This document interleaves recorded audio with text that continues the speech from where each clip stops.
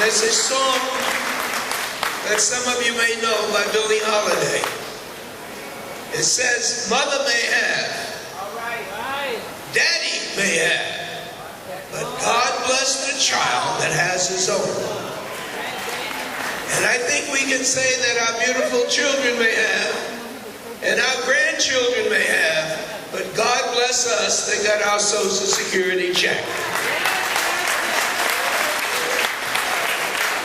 We are so proud to have David Roosevelt in this house because his father and his grandfather, and especially his grandmother, I did not know them, but they knew us.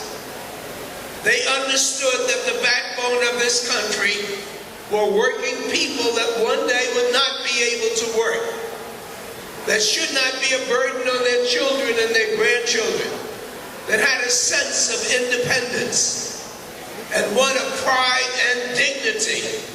And that's all old folks need, because we are living in the greatest country in the world.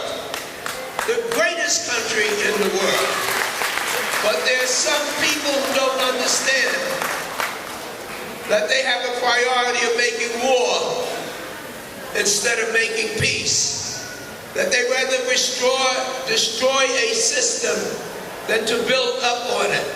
That's why we're so fortunate to have a President of the United States to know that when American seniors are strong, when they've invested their lives, when they've raised their children and their grandchildren, they are entitled to some type of security in this life. They're entitled to health care, affordable shelter, and certainly something to get them over in the later years of their life. Now let me make it clear. This is no place to be talking about politics. But from the very first day that Franklin Roosevelt talked about Social Security, there were people in the Congress that was against it, and the party starts with a big R. And today, 75 years later, that same party with the big Republican R are trying to destroy Social Security. And why are they doing this?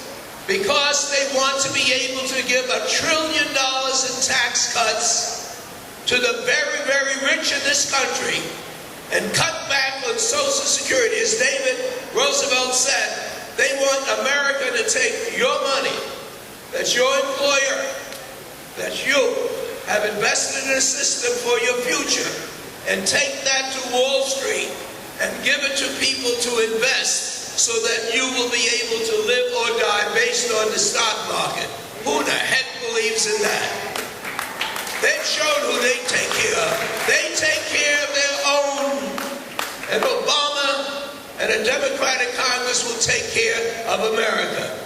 So remember, every time you get your check, you have an obligation to fight so that when your children reach our age, they'll have a check.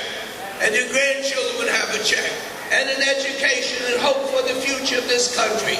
You have worked hard. This is not welfare. This is something that you have earned. It's yours. And anybody that tries to cut back is stealing out of your pocket and your children's pocket.